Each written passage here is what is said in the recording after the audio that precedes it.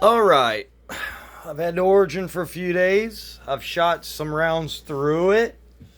Uh, I've shot pellets. I don't have any of the Cro-Magnum pellets recovered to show. Um,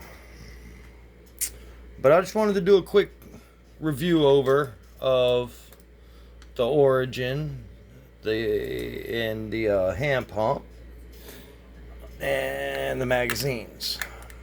Okay, a lot of people had trouble with magazines out of these things.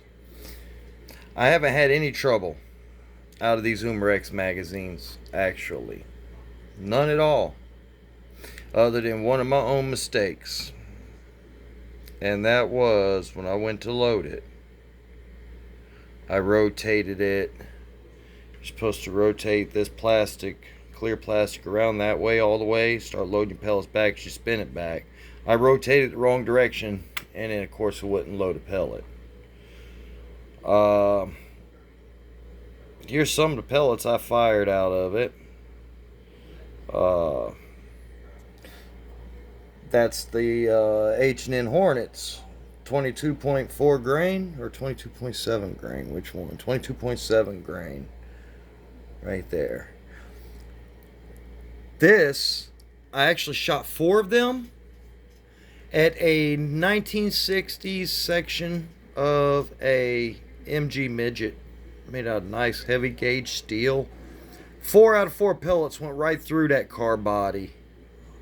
I also got my NSA Nielsen Specialty Ammo slugs in today. As you can see, they're hollow point. This is 2 of them. This one hit that car body. I wasn't really expecting a slug to go through. It did not.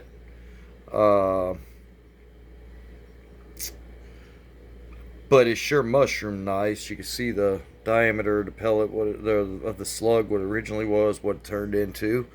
This one, I hit a really solid piece of wood with. You still see the wood in it there. A little piece of wood where I had to dig it back out. It sort of turned square, but it did not go sideways or nothing. As you can see, there's this original skirting. You see just in the back of it there. It ain't really a skirt, but it's focus. Well, they're hollow at the rear as well as the front. So that flew nice and straight. So as far as the power out of this thing, I love it. I've got my hammer spring ran all the way in, especially being I'm shooting these heavy slugs. What do I not like about it? Okay, they've got things to fix these little issues here. You hear that? You see that? I don't like that. It's a little loose. I think if I was to put a thin piece of something in there, would work, or just a better barrel band further up here. But it seems to be nice and accurate, so that's not going to be a big issue. That's fixable. Another thing I don't like about it, although it does not really affect it, is this cocking lever. See that slack in it? It'd be nice if that slack wasn't there, but as you can see, the bolt's not moving with it at all. The bolt stays nice and tight. It's just a nitpick. See, he's got a little up and down play in it, and a little bit of that way play. Safety's nice and tight. The trigger. Alright, while the trigger's got a nice pull, it feels like it's metal. Excuse me, guys. The trigger assembly is a little floppy. I haven't did any adjustments on it. That's the way it is from the factory. A lot of people complain about this little flap. Alright, that's not hard to get plugged back in there. I don't know why y'all are crying. Yeah, y'all should quit that crying. It's not hard to put that back in. All in all, the power and accuracy out of this thing is really nice. I love the way the stock feels. It is plastic, but it's not like a real hollow, chinky plastic. That polymer is real nice. It's got some real nice gripping up through the foregrip. It's got some nice gripping back here. It's got for the fingers. It's small, so it's real easy. It's narrow, so it's really easy to get your hand around that for a small hand shooter. My scope on it is actually off of that Gammo brake barrel right there, the Swarm Gen 2 X10 Magnum. It is a Gammo 3x9x40. That scope works very well on this. It was easy to sight in. I had it sighted in within the first magazine. All in all, I found this rifle was on clearance at Midway USA. Shout out to Midway for $260. Can't beat it. Can't beat it with a baseball bat. It is 25 caliber. It came rifle only. This is not the pump that comes with the kits. This is a Vevor pump. Now I got noticing pumping it up today, which, by the way, super easy to pump this up with these. Okay, that EPS system inside this barrel, that really works. And the way they do that, there is a big brass slug in here with four, I want to say it had 4 O-rings around it. And there's 1,000 psi on this side of it in the air chamber, pushing it that way. So it pushes a constant 1,000 psi on the pressure you put in. It really helps keep the power sort of regular, even though this is an unregulated gun. And it really assists on that pumping it up with a hand pump. It's so easy. My granddad could have done it. The hand pump, I noticed some hissing today. Simply took off here, the nipple there for the air hose. And as you can see, I put Teflon on them. And I did the same thing back here at the pressure relief. This pump is great. $58. $58 on Amazon, I want to say I ordered this from. It's a really good pump.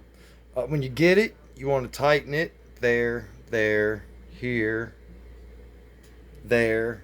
You have to put this on. You have to put this on. Rest of it comes assembled.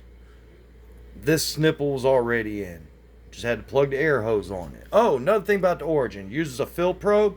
Guys, everybody talking about, hey, you lose the fill probe. Not if you do this. Not if you do that. That fill probe never leaves this end. This is the only PCP I've got. It's probably the only PCP I'll buy. I'm really into brake barrels. But this probe, I just leave in this. That way I know. I always know where that's at. I'm not going to go out in the field without my air pump anyhow. As you can see, I'm right at 3,600 PSI mark. I put 2 magazines through it and was just below the 3,000 PSI mark there.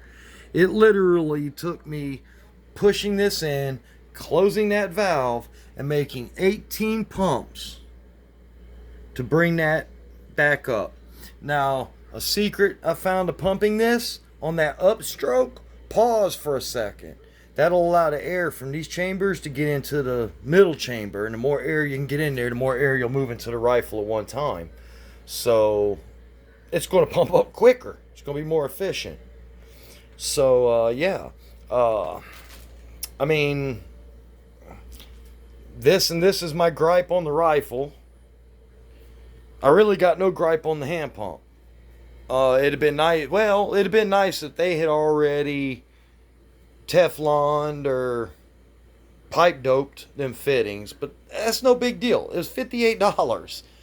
So I mean, guys, for the money, if you want to be able to shoot slugs and you want 50 to 60 foot-pounds of energy or more, this 25 caliber Origin's definitely the way to go. I'm really liking this thing. And I shot a friend's PCP back years ago, and I didn't really like it. He also hand pumped. He could never get that thing pumped up more than halfway with his hand pump. It was about physically impossible. You hit a spot to where it just didn't want to move no more. You know, he'd have all of his 200 pounds, 220 pounds of body weight on it, and that pump handle just wouldn't go down. With this EPS system, that is not a problem whatsoever. There are a couple of modifications for these you can do now. I'm pretty sure the more these are out, longer these are out, more people's using them, the more modifications will be made for them. The only modification I have made to this, I got 16 shots from 3,600 down to 3,000 PSI. That's a good amount of shots, and just using very little of the air, because you don't start running out until you're down here. You shoot down to that, you can shoot slugs out, it's down to that 1,000 PSI. That won't be a full power shot no more. I think the power starts dropping off around the 1,900 PSI range, 1,800 PSI range. It seems like the velocity starts to drop off decently. But that's a lot of shots, considering I got this hammer spring all the way in. I've got this thing shooting the most power you can get out of it. Guys, it's awesome. It's absolutely awesome. So, yeah, you want an affordable PCP gun that's actually got some power and shoot slugs good? Man, grab y'all one of these Origins. They've got them in 22. They've got them in 25. They may have them in 177. Don't quote me on that. I'm not sure. I haven't seen one in 177 yet. It would just, being they got them in 22 and 25, I would just assume they would have them in 177. But that 25 is a beast. This 25 is a monster. So, yeah. You want you a good air rifle?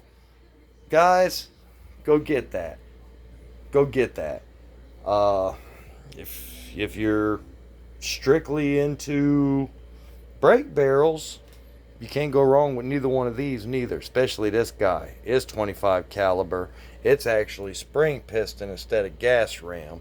As long as you don't leave that cocked and stuff, that thing will probably last decades. I've never had a mainspring break on me, and that's 25 caliber as well. But, you know, anyhow, this has been my thoughts on the Origin after having it for a few days here and playing around with it, toying with it. So far, it's developed no leaks. Whatever pressure I put in it is the same pressure still sitting in it days later. It sat in here 3 days with 2,000 PSI in it. I just today pumped it back up. Did a little bit of shooting with it. I also shoot these out of it. It really smacks stuff with these things too. Them Cro-Magnums. So, yeah. I give it a thumbs up. Thumbs up. I'd give it 2 thumbs up if I didn't have to hold the camera. Anyhow, thanks for watching. Don't forget, like, subscribe, thumbs up. And until later, peace.